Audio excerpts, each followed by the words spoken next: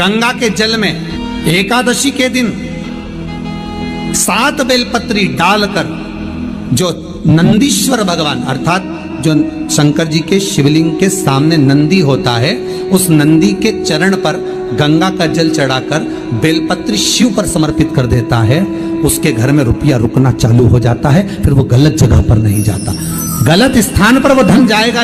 सबसे पहला नियम एकादशी व्रत का सबसे पहला नियम है कि आप जिस दिन व्रत करो उसके एक दिन पहले भक्ति का संचार इस हृदय में कर लो। भक्ति का संचार इस हृदय में कर लीजिए। जिस दिन आप व्रत करो, जैसे एकादशी का व्रत कर रहे हो तो दशमी के दिन शाम का समय जब आवे, रात्रि जब होने लगे, शाम का समय आवे और रात्रि का आप जब भोजन ग्रहण करो तो उस भोजन में कोई ऐसा पदार्थ ग्रहण मत करिए जिस पदार्थ के कारण आपकी एकादशी बिगड़ जाए।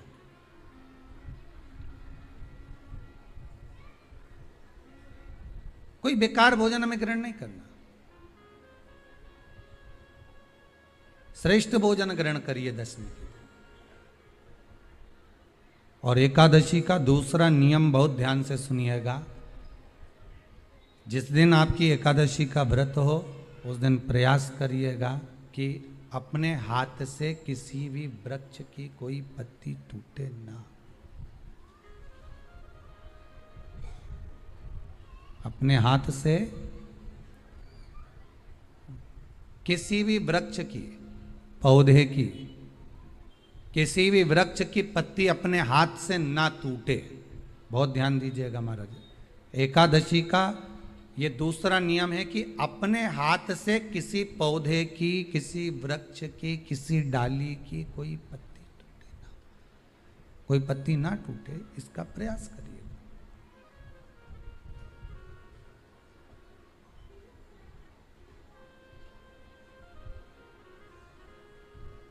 कितना सुंदर व्याख्यान कहा है, कितना सुंदर वर्णन है महाराज कि मात्र एकादशी का व्रत कर लेने पर, मात्र एकादशी का व्रत कर लेने पर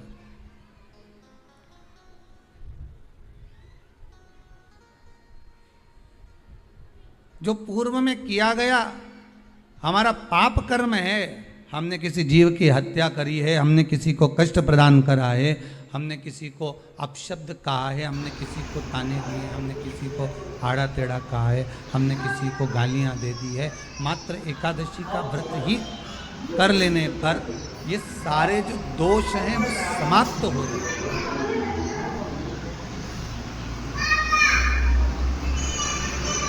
सारे दोष हमारे समाप्ति पर है।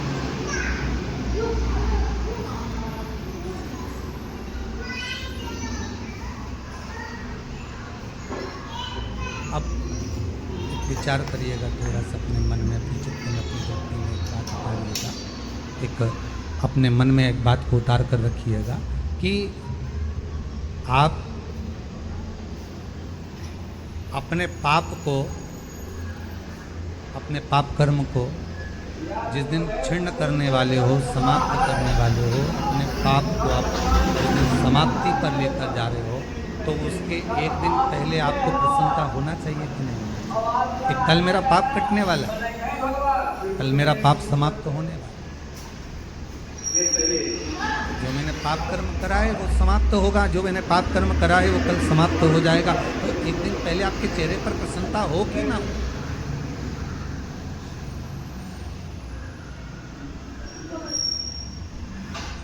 चेहरे पर वो प्रसन्नता आपके आना चाहिए कि कल मेरा एकादशी का व्रत है, आज दशमी है, कल एकादशी का व्रत है, तो कल मेरी जब एकादशी का व्रत रहेगा तो मेरा ना जाने कितना कितना पाप, कितना कितना असत्य, कितना कितना झूठ, कितना कितना प्रपंच वो समाप्त हो जाएगा। तो इसमें मुझे प्रसन्नता हो, इसमें मुझे आनंद होता हो।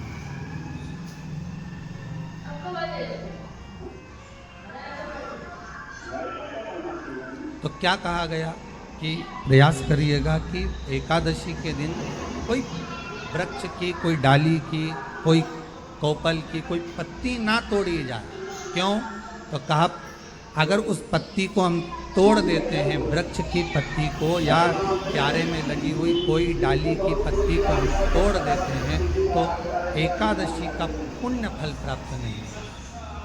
एकादशी का कोई फल हमारे खाते में नहीं है, पुण्य फल प्राप्त। अब फिर भले तुम चाहे तुमने मोरधन खाया हो, चाहे तुमने फिर चिप्स खाई हो, चाहे तुमने फिर व्रत का कितना ही सामान खा गए हो और तुमने सोचा कि आज मेरी एकादशी है, तो फिर उसका कोई फल प्राप्त नहीं है, उसका कोई सुख प्राप्त नहीं है, फिर उसका कोई आनंद प्राप्त नहीं है, तो उसमें कोई आनंद की अनुभूति आपको नहीं।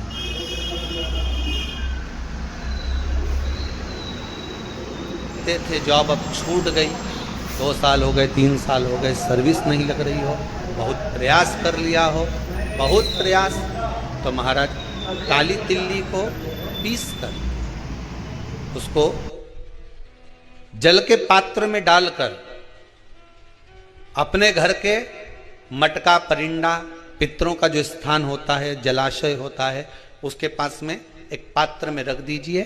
बेलपत्री या बट का पेड़ या पीपल का पेड़, इस वृक्ष के नीचे एक रात्रि तक रखे रहने के बाद में दूसरे दिन अपनी कामना कर, जिनका जॉब नहीं लग रहा, सर्विस नहीं लग रही, नौकरी नहीं लग रही या कहीं उलझने उत्पन्न हो रही है, उस व्यक्ति को हाथ में ले जाकर उस पात्र का जल, 3 वृक्ष पितरों के तुल्य हैं। कल की कथा में कहा था, पहला बेलपत्री का, दूसरा पीपल का, तीसरा बड का, ये 3 पितरों के तुल्य हैं।